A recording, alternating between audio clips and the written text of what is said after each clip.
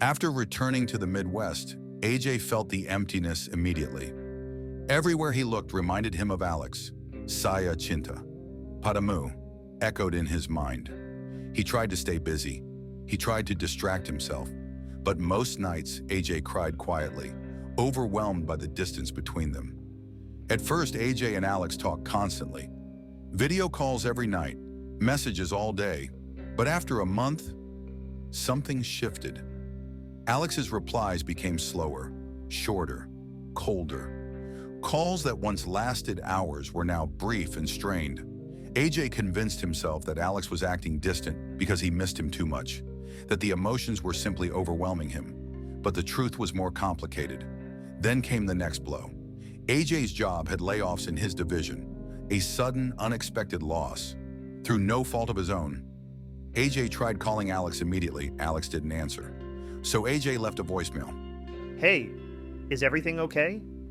Hey, call me when you can. I lost my job. I really need to hear your voice. The next morning, AJ woke up with a single thought. If he had no job keeping him there, why stay at all?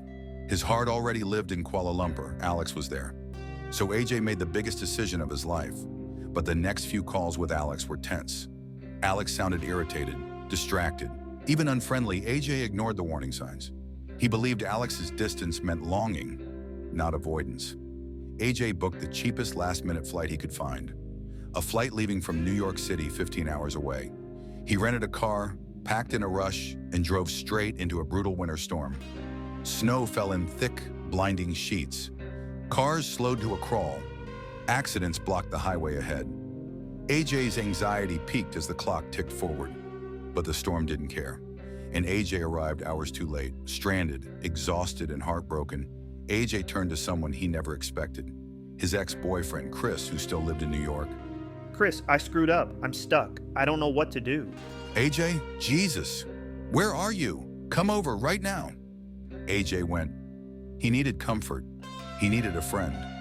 Chris made him a drink, listened to him cry, held him while he trembled. You can stay here, stay with me. We can try again. Chris, please don't. I can't. I love Alex. You don't have to chase someone across the world, AJ. Not when you have someone who still cares for you right here. No, I'm not. Don't worry. No, please no. But exhaustion, confusion, and loneliness clouded AJ's judgment. One mistake, one night, a moment he couldn't take back, but felt good even though he didn't want to admit it. The next morning, guilt hit him like a tidal wave. Later that morning, Alex finally texted AJ.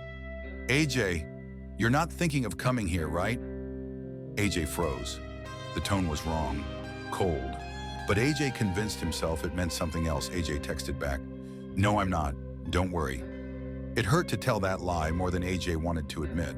But while waiting at the gate, exhausted beyond reason, AJ fell asleep during his connection in Hong Kong when his eyes opened. The terminal was empty. The flight was gone. Determined, AJ booked another flight. An expensive one he couldn't afford. Rebooking cost nearly half the money he had left. But he did it anyway, because in his heart, AJ believed if he could just reach Alex, everything would be okay. After 3 flights, an overnight layover, and more hardship than he imagined, AJ finally arrived in Kuala Lumpur. He had called Alex just before he left Hong Kong and surprised him with the news. Alex, I'm here. I made it. Which did not go as well as he had hoped. Alex was waiting at the airport, but his face wasn't filled with joy. It was filled with worry, and something AJ wasn't ready to see. Resentment. Alex looked away, jaw clenched. AJ, why did you come? You moved across the world with no job, no money, no plan. AJ, this was stupid. For us, I wanted to be with you. I'll find work. I'll figure things out. I did this for you. He didn't smile. He did half hug AJ, but didn't touch him again. He didn't move closer. And in that moment, AJ wondered if he'd made the biggest mistake of his life.